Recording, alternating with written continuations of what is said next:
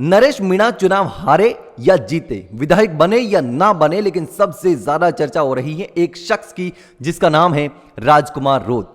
अब राजकुमार रोत ने सामने आकर के इस पूरे मामले का खुलासा कर दिया है। राजकुमार रोत ने साफ तौर पर कह दिया है कि मैंने अंता में नरेश मीणा का चुनाव प्रचार क्यों नहीं किया, भारत आदिवासी पार्टी नरेश मीणा के समर्थन में क्यों नहीं आई, क्या वजह थी कि हनुमान बेनीवाल नरेश मीणा के समर्थन में आए और राजकुमार रोत और भारत आदिवासी पार्टी नहीं आए। इस पूरे मामले का खुलासा हो गया है। मैंने वीडियो भी बनाया था जिसमें बताया था कि आखिर राजकुमार रोत और नरेश मीणा के बीच में क्या दुश्मनी है, क्या वजह है जिसकी वजह से राजकुमार रोत नरेश मीणा का प्रचार नहीं कर रहे। तो अब नरेश मीणा को लेकर राजकुमार रोत का कहना है कि मैं किसी पार्टी के पक्ष में नहीं था, ना तो मैंने नरेश मीणा का प्रचार किया, न मैं कांग्रेस के पक्ष में था, न मैं बीजेपी के पक्ष में था, मैं किसी के पक्ष में नहीं था। भारत आदिवासी पार्टी तटस्थ थी, यानी कि सिर्फ देख रही थी कि कुछ चल रहा है, अंता चुनाव से कोई मतलब नहीं था।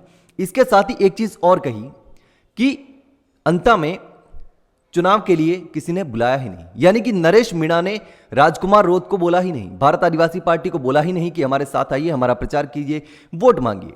यानी कि नरेश मीणा ने राजकुमार रोत को नहीं बुलाया, नहीं बात की, बिना कहे जा नहीं सकते, ये राजकुमार रोत ने कहा है। तो सबसे पहले देखिए कि राजकुमार रोत ने इस पूरे चुनाव को लेकर के और नरेश मीणा को लेकर के, कांग्रेस को लेकर के, बीजेपी को लेकर के क्या कहा।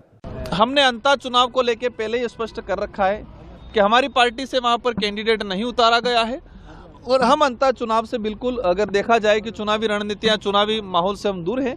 हमने किसी भी पार्टी को कोई समर्थन नहीं किया है।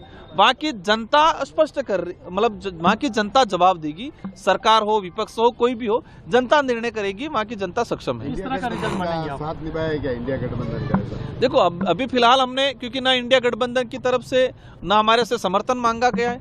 अब किसी ने हमसे समर्थन ही नहीं मांगा है, हम जबरदस्ती समर्थन क्यों दें? ताली एक हाथ से नहीं बजती, दो हाथ से बजती है। ठीक है, तो हम अंता चुनाव को लेकर दूरी बनाए हुए हैं। तो राजकुमार रोत ने कहा कि हम तटस्थ थे, किसी का प्रचार नहीं किया, किसी का फेवर नहीं किया, किसी का विरोध नहीं किया। इसके साथ ही यह कहा कि हमको किसी ने बुलाया नहीं, बिन बुलाए कैसे जा सकते हैं, किसी ने आमंत्रण ही नहीं किया, किसी ने हमको कहा ही नहीं कि हमारा प्रचार करिए, तो ऐसे में हम कैसे जा सकते हैं, कैसे प्रचार कर सकते हैं। दूसरी चीज जो मुझे लगती है कि भारत आदिवासी पार्टी इंडिया गठबंधन का हिस्सा है, लेकिन इंडिया गठबंधन का हिस्सा हनुमान बेनीवाल भी है।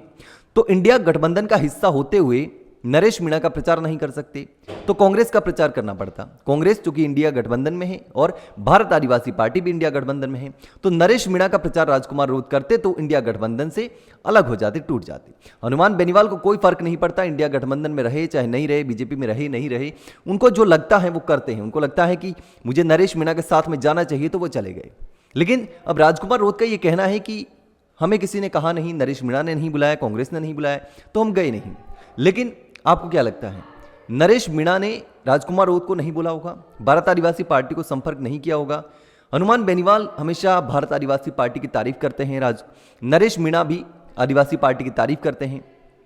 लेकिन एक बार कहा था कि राजकुमार रोत मेरे बारे में ज्यादा बात नहीं करते, मैं राजकुमार रोत की तारीफ करता रहता हूं।